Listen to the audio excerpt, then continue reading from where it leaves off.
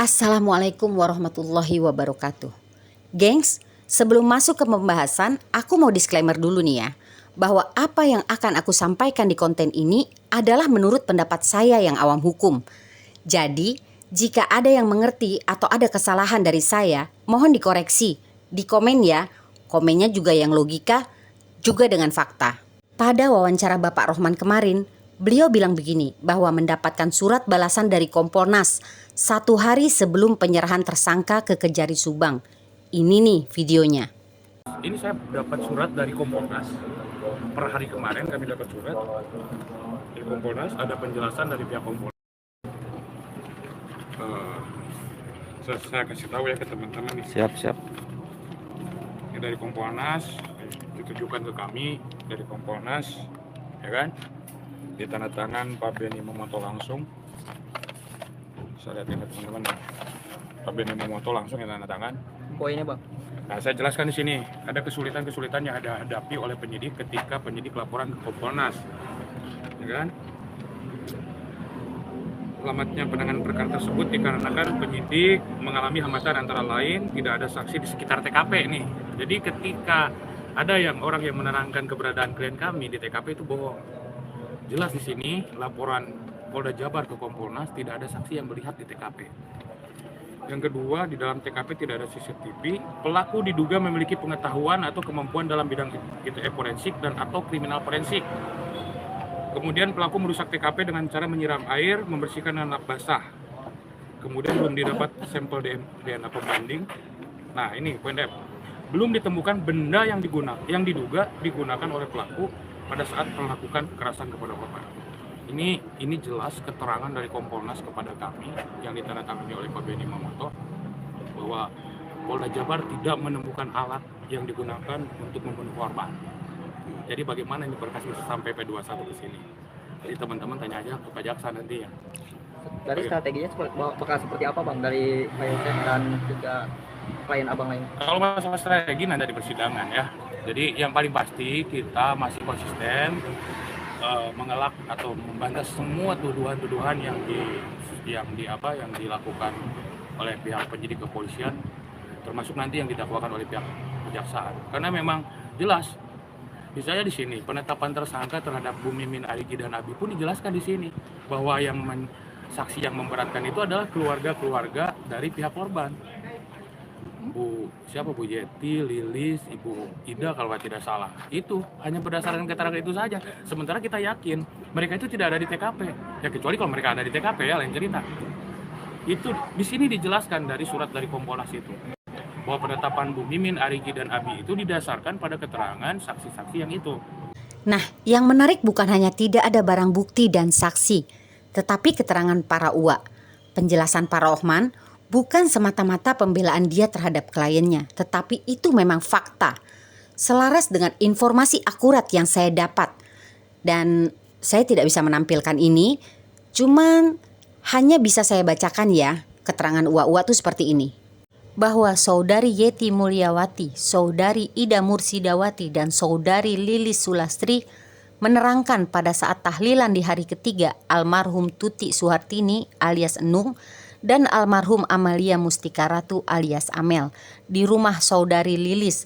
Pada saat itu Saudara Yosep Hidayah datang dan menyampaikan kepada Saudari Yeti Mulyawati, Saudari Ida Mursidawati, dan Saudari Lilis Sulastri dengan tempat yang berbeda bahwa yang membunuh almarhum Tuti Suhartini alias Enung dan almarhum Amelia Mustikaratu alias Amel adalah Saudari Mimin, Saudara Reza alias Arigi, dan Saudara Ade alias Abi Aulia.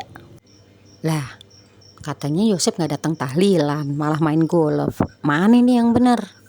Keterangan uak-uak ini bertolak belakang dengan keterangan Yosep di awal, yang mengatakan bahwa beliau mencurigai Bu Mimin menyuruh orang. Nah, menurut saya, kecurigaan Pak Yosep ini mengindikasikan bahwa Pak Yosep sadar betul dan yakin bahwa di malam kejadian mereka bersama-sama. Itu sebabnya kecurigaan dia itu menyuruh, bukan sebagai pelaku. Sepengetahuan awam saya, polisi atau penyidik tidak diperbolehkan atau tidak diperkenankan menggunakan keyakinan, apalagi asumsi, apalagi kecurigaan. harus dan wajib dengan 2 alat bukti. Hanya hakimlah yang diperbolehkan menggunakan keyakinannya. Jika keterangan uak-uak ini dipakai untuk mentersangkakan Mimin dan anak-anaknya, ini konyol. Karena jangankan alat bukti, bukti petunjuk pun tidak ada selain kecurigaan semata. Apa kabar dengan saksi yang memiliki segudang petunjuk, malah melenggang bebas merdeka? Jika dianggap ada OOJ atau peristiwa penghilangkan jejak di TKP, lalu mana tersangkanya? Mana tersangka OOJ-nya? Hanya pelakulah yang tahu betul di mana saja dia meninggalkan jejak. Sebab aktivitas pembunuhan yang dilakukan secara bersama-sama atau beramai-ramai tidak mungkin hanya satu orang yang menghapus jejaknya. Emangnya dia Einstein? Penjelasan soal motif di Kejari Subang kemarin ada yang unik. Begini katanya. Motif, iya, jadi kalau tidak salah si Yosef Hidayah ini minta uang kepada istrinya Tuti Suhartini, di mana istrinya Tuti Suhartini dan Pak Yosef ini sama-sama sebagai pengurus yayasan. Dan pada saat itu diperoleh informasi bahwa yayasan itu mendapatkan bantuan dari pemerintah daerah. Dan disinilah Yosef ini meminta uang kepada korban ini, Tuti, namun oleh Tuti ini tidak diberikan. Karena menurut Tuti ini adalah uang yayasan sehingga tidak boleh sembarangan dipakai. Dan disitulah terjadi percekcokan dan mungkin sakit hati sehingga terjadilah pembunuhan. Yaelah Pak. Emang itu Alphard, Yaris, Aerox, X-Max dibelinya dari uang apa Pak kalau bukan dari uang bantuan pemerintah? Saat ini kita tahu loh bahwa selain penyerahan tersangka ada juga barang bukti yang diserahkan. Ada motor, ada Alphard, ada Yaris, ada kok BMW nggak ada ya? Ngomong-ngomong soal Yaris, ini menjadi kontroversi. Dari informasi yang saya dapat melalui orang yang mendengar langsung, bahwa dia mengatakan setelah pemakaman, Yoris menanyakan kunci Yaris kepada bapaknya. Lalu dijawab oleh Pak Yosef, semua kunci adanya di tangan penyidik. Papa tidak tahu menau, apalagi pegang. Hari itu bukan Yoris satu-satunya yang ribet soal Yaris, tapi ada juga keterangan dari Pak Kades bahwa di tanggal 19 pagi beliau juga mendapatkan telepon dari penyidik juga soal Yaris. Nah, tepat di tanggal 19 itu juga Danu diperintahkan jaga TKP, yang akhirnya terjadilah peristiwa nguras bak mandi. Nah, di tanggal 19 sore, seorang penyidik mengajak atau menghimbau Pak Mul, Arif, dan kawan-kawan untuk mengambil kucing. Nah, pada hari itu jugalah atau sore itu jugalah mobil Yaris akhirnya keluar. Maka saya berpikir, apakah misi tanggal 19 itu adalah mengeluarkan mobil Yaris dari TKP? Modusnya evakuasi kucing. Lalu ada apa di mobil Yaris? Sementara ketika mobil Alphard dipindahkan ke Polsek, Yaris nggak diajak. Apakah mobil Yaris dianggap tidak ada jejak kejahatan di sana? Padahal ada saksi yang malam sebelum kejadian datang ke TKP. Beliau mengatakan bahwa mobil dalam keadaan komplit, tiga-tiganya ada. Dan Yaris dalam keadaan tertutup sarung mobil. Tapi pagi harinya kita lihat di video-video atau di YouTuber kontennya memperlihatkan bahwa Yaris dalam keadaan terbuka covernya. Bahkan jika kita lihat foto di atas ini nih, lihat nih fotonya. Terdapat sarung mobil tergeletak di rumput-rumput. Artinya ada aktivitas pelaku di mobil Yaris. Kemungkinan besar ada aktivitas pelaku malam itu di mobil Yaris. Nah, pertanyaannya, penyidik siapa yang minta mobil Yaris dipindahkan? Jelas itu adalah pelaku OOJ.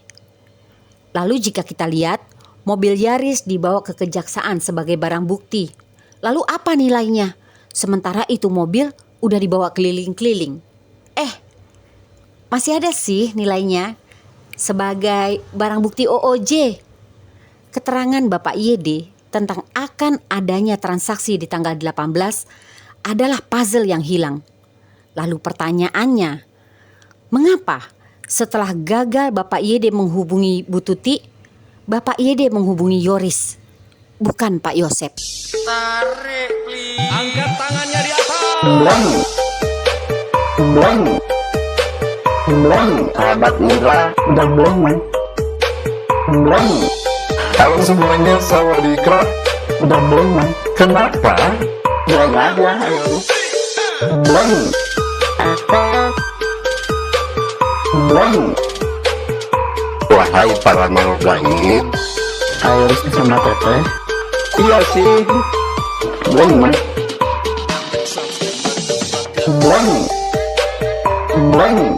Teman semuanya udah belum? Apa motifnya? Apa masalahnya? Belum aja, ayo.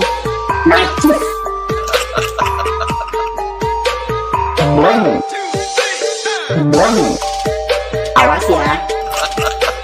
Belum. Mari kita coba memahami. Udah belum? Belum. Ayo, udah belum aja.